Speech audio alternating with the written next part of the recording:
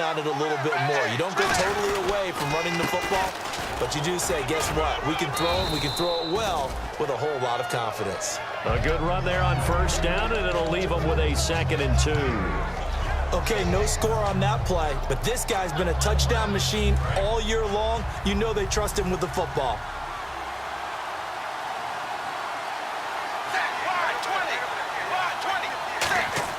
Play fake to Ajayi. It's Tannehill. That is caught at the 7-yard line. And he is going to lose yardage here. He lost 2 there, and it's 3rd down. If you're a selfish player and you're throwing the ball, you're cool with the completion. Maybe not so cool with the yardage loss, though, huh? Yeah, you went backwards on the yardage. Hey, it kind of works like a sack for the defense there. Yeah, it's a really big play for them, right? Able to figure it out, sniff it out, and finish it off. Here's Tannehill.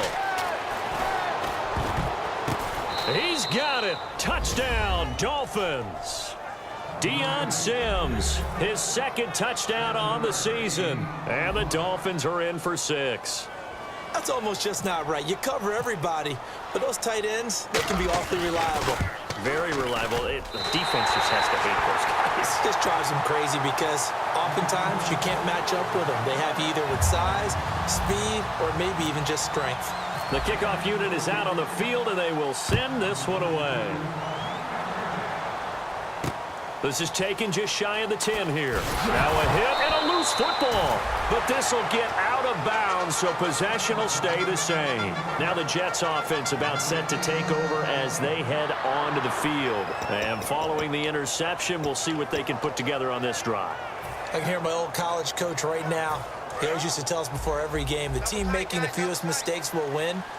What they're hoping is that last mistake is their only one of the game. Coaches, that's all they talk about, turnovers, right? Minimizing those. Under a heavy rush, and down he goes. Andre Branch in there to get him for sack number 9 now on the year. Well, they go play fake. The problem is nobody was faked out. And when no one's faked out, what's the end result? Sack. Quarterback gets hit.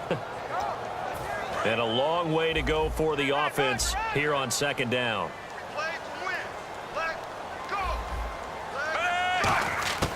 Working out of the gun, Fitzpatrick. Over the middle, and it's caught. Brandon Marshall. 8 yards on the completion, but now they face 3rd down.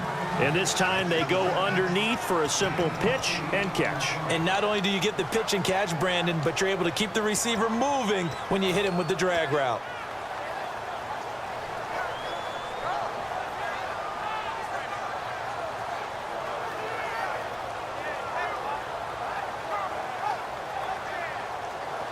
And ready for 3rd and 6.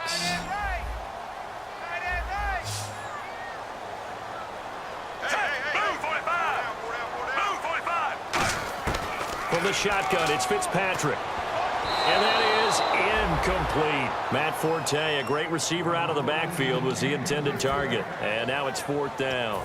Well, they've had a pretty frustrating first half here offensively, and then just continued there with that incompletion. Yeah, definitely frustrating for them, but heartening for the other guys. Those stop troops, they're enjoying things right now because they've made it very difficult for them throughout the half. And he'll get this away into the icy winter air. And a bit of a mistake there. This is well into the end zone for a touchback. And out come the Dolphins now. And they were able to punch it in the end zone last time. They'll be looking to do that again here for the defense. Obviously, they'll be looking to stop them from punching it back in the end zone. It always is punch-counter-punch, isn't it? And which team has the advantage? Well, let's just go back. Last time on offense, they rolled downfield, got into a good rhythm. You can see a little more bounce in and out of the huddle. You can see the sideline really get into the game. So defensively, you're thinking to yourself, how do we take that away from them? How do we get the advantage back?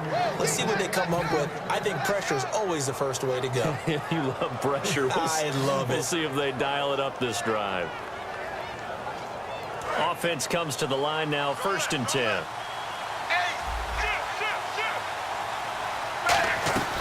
They'll run it now out of the gun.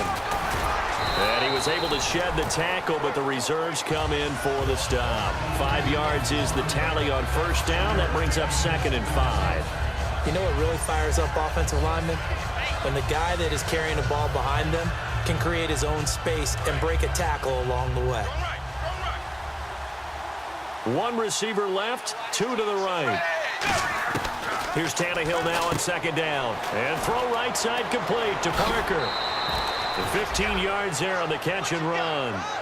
I like watching the wide receiver screen because it's a real teamwork play. Because guess what? The guy catching the ball, he'll get all the credit. But how about the people have to block in front of him, either fellow receivers or offensive linemen? That makes that play a really nice timing play, and sometimes it can break big.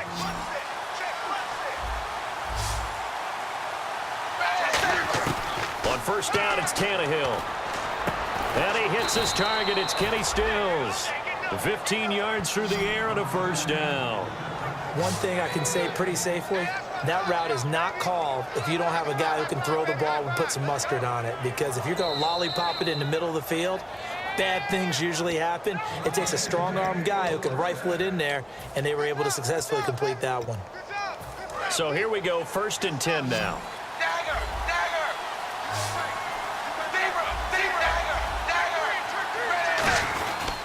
This is Ajayi. And he's going to fight his way forward here for a modest gain. Give him 4 yards there. It'll be 2nd and 6. It's been a struggle this entire game trying to move the ball on the ground. But every now and then you find a little chink in the armor, and that type of run right there lets them know that they can't stop every single run for almost no gain.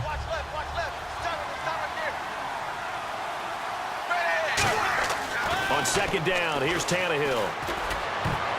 And his throw here's incomplete. Devontae Parker was the intended receiver. And it's 3rd down. All defenders get tired of hearing about their lack of hands and why they're playing defense instead of offense. But in this situation, it was the hands that made the play. Batting the ball away on an attempted touchdown pass. Excellent job. Way to knock it down. Throwing on 3rd down, Tannehill. And incomplete. The contact made the ball roam free and brings up 4th down.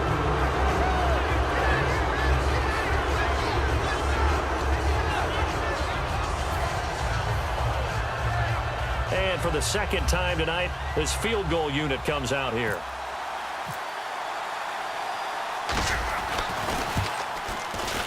And Frank's kick is good. And that will make our score 9-0.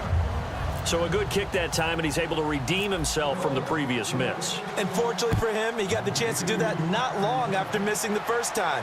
Sometimes a whole game goes by, and you don't get that chance at all. So you keep it with you till the next time you take the field. And New York set to take the field. And still no points on the scoreboard. You're coming off of the 3 and out. They're just looking for anything to grab onto right now, aren't they? I'm wondering if someone's going to take charge in the huddle. You know, we always look to the quarterback, but sometimes it's another player on the team, a star, a veteran, someone with some excitement and energy. It's like, all right, guys, let's shake things up and let's go, because they still have an opportunity to make things happen. Shake it off. Fitzpatrick on 1st down. And now this is intercepted. My goodness. Picked off by the rookie Joshua Perry. And he's going to take this one back to the 37-yard line. Out comes the Dolphin offense now as they get set to take over here. And they're not going to play this conservative, I don't think. They had the field goal last time, and they're up, but they're looking to put a drive in the end zone. Oh, I agree with you totally. No one goes out on the field and says, all right, let's just settle for 3, except in certain situations, trying to ice a game, that sort of deal. Most of the time, it's end zone, and that's what you're thinking, and I believe that's exactly what they're thinking as they begin this one. Yeah, no quarterback ever goes out there saying, hey, let's get 30, right? Not one that I've ever met.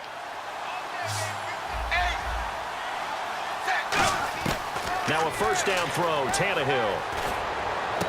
His throw caught right around the 6, and he will take it in for a Dolphins touchdown. Jordan Cameron with touchdown number 7 on the year. And the Dolphins are able to grow their lead. And oh, it's no good. For the 2nd time now in this first half, he's missed an extra point. The kickoff team on the field now as they will send this one away. This is fielded at the chalk of the 10. And not a bad return here. He gets it out to the 25-yard line. And New York set to take the field. And last time, one-play interception. So this offense, they should be fresh. That's a good way of putting it. And I can't wait to see what they decide to do with play calling, because a one-play drive where you throw an interception, a lot of people think the very next time out, run the football, don't give them a chance. Maybe play action? I think maybe you go play action, show your quarterback, you got a little confidence in him, and let him fling another one. Going deep now for Decker. And it drops down incomplete. Thought he might have had it. Instead, second down. And when all else fails as a defender, when you're not there in the coverage, your best friend is exactly what we saw there. A big play shot taken by the offense. Unfortunately, it ended in a big drop.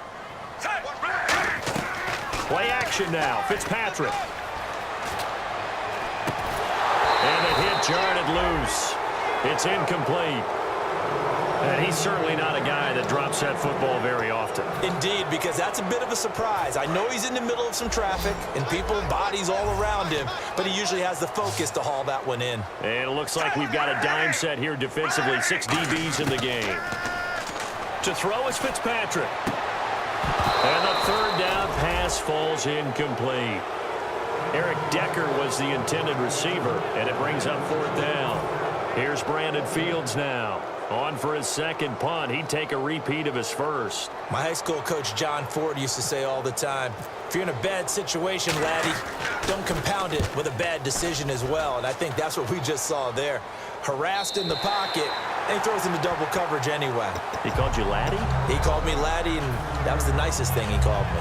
And the Dolphins getting set to go here. And we'll see how this is played. Offensively, they've got the lead. Not a whole lot of time left. What do you think, Charles? Well, it's tempting to try and add to your lead, but a mistake there, that can change things in a big way. I say go ahead, take the knee, get on out for the half. They go play action here on first down. Surveying the field. Going deep here for Stick. He's got a man. Complete. 30. Past the 20. And all the way in for a Miami touchdown. Kenny Stills, 92 yards. And the Dolphins add on to their lead. I heard a coach talk about those late-in-the-half scores, especially ones that give your team a pretty decent cushion. He said those could be the ones that can finish off a squad if you let them. Yeah, they've got the cushion. This half has been theirs. The kicking team out for Miami as they will send this one away. This is fielded at the chalk of the 10. And he'll take this across the 25, couple extra yards up to the 27-yard line. And New York set to take the field. And with time quickly fading here in the second quarter, not sure how aggressively, offensively they want to play this. I think we'll find out just how much they trust their guys in this situation if they decide to take a shot.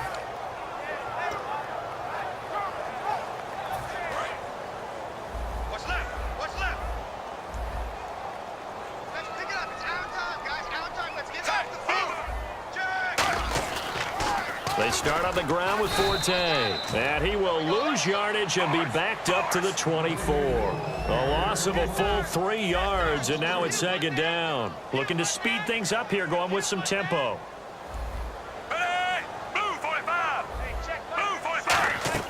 Off the play fake here, Fitzpatrick. Sliding out of the pocket. It's caught by Quincy Enunwa. So we've reached halftime here, and it's the visiting Dolphins taking a lead to the locker room as we send you down to Orlando, where we check in with Larry Ridley and our EA Sports Halftime Report. Take it away, Larry. Both teams appear ready for the fight ahead, and we resume action here in quarter number 3. This will be taken about the 12. And not a bad return here. He gets it out to the 25-yard line. So out now come the Jets. They come out here with a 0 on the score.